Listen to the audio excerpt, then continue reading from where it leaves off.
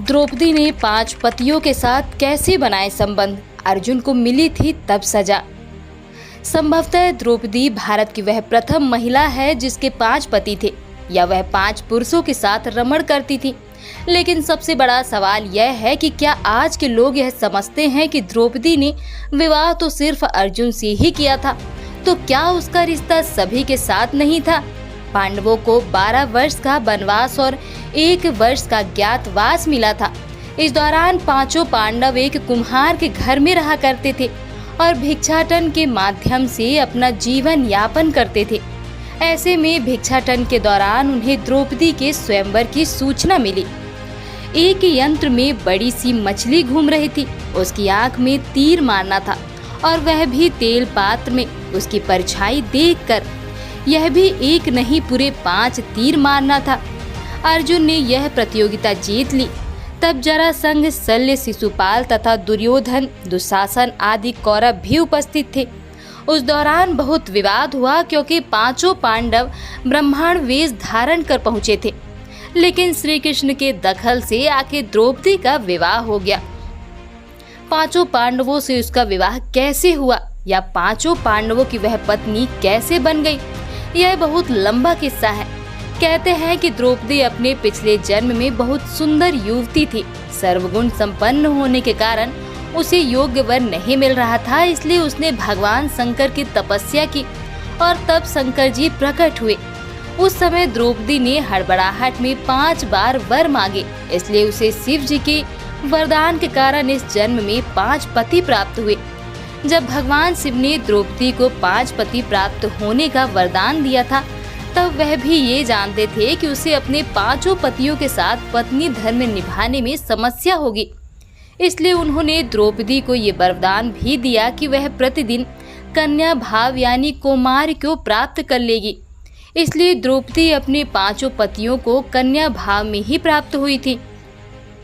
हालांकि कहा जाता है कि संतान को जन्म देने के लिए भगवान श्री कृष्ण ने उसे ये सुझाव दिया कि हर साल वह पांडवों में से किसी एक के साथ ही समय व्यतीत करे।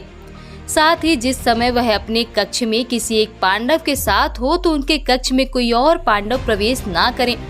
यदि कोई पांडव ऐसा गलती से भी कर लेता है तो उसे 1 वर्ष का देश निकाला भुगतना होगा।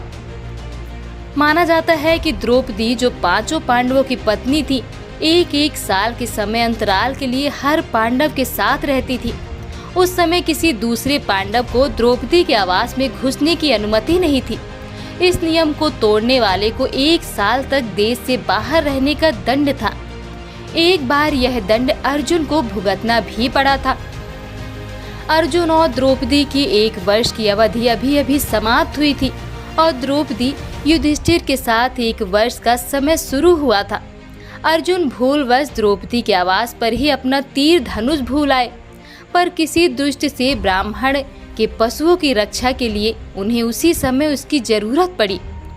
अतः क्षत्रिय धर्म का पालन करने के लिए तीर धनुष लेने के लिए नियम तोड़ते हुए वह द्रौपदी के निवास में घुस गए। उस दौरान द्रौपदी युधिष्ठिर साथ में थे। बाद में इसके दंड स्वरूप अर्जुन को 1 साल के लिए राज्य से बाहर चले गए।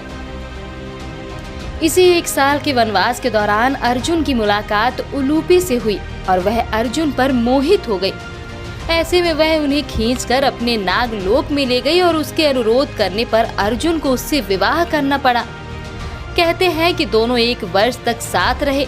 अर्जुन और नाग कन्या उलूपी के मिलन से अर्जुन को एक वीरवार पुत्र मिला, जिसका नाम इरावान रखा गया। द्रौपदी ने 1 वर्ष के अंतराल से 5 पांडव के 1 पुत्र को जन्म दिया था, लेकिन दुर्भाग्य के इन 5 पुत्रों को अश्वत्थामा ने मार दिया था। एक दिन की बात है, पांडव और ब्राह्मण लोग आश्रम में बैठे थे। उसी समय द्रौपदी और सत्यभामा भी आपस में मिलकर एक जगह बैठी थी। दोनों ही आपस में बातें करने लगे। सत्यभामा ने द्रौपदी से पूछा, बहन, तुम्हारे पति पांडव जन तुमसे हमेशा प्रसन्न रहते हैं। मैं देखती हूँ कि वे लोग सदा तुम्हारे वश में रहते हैं। तुम मुझे भी ऐसा कुछ बताओ कि मेरे श्याम सुंदर भी मेरे वश में रहें। तब द्रौपदी बोली, सत्यभामा, ये तुम मुझसे कैसी दुराचारणी स्त्रियों के बारे में पूछ रही हो? जब पति को यह मालूम हो तो वह अपनी पत्नी के वश में नहीं हो सकता। तब सत्यभामा ने कहा, तो आप बताएं कि आप पांडवों के साथ कैसा आचरण करती हैं? उचित प्रश्न जानकर तब द्रौपदी ने बोली, सुनो, मैं अहंकार और काम क्रोध को छोड़कर बड़ी ही सावधानी से सब पांडवों की स्त्रियों सहित सेवा करती हूँ। मैं ईर्ष्या से दूर रहती हूँ, मन को काबू में रखकर कटु भाषण से दूर रहती हूँ, किसी के भी समक्ष असभ्यता से खड़ी नहीं होती हूँ, बुरी बातें नहीं करती हूँ और बुरी जगह पर नहीं बैठती। पति के अभिप्राय को पूर्ण संकेत समझकर अनुसरण करती हूँ।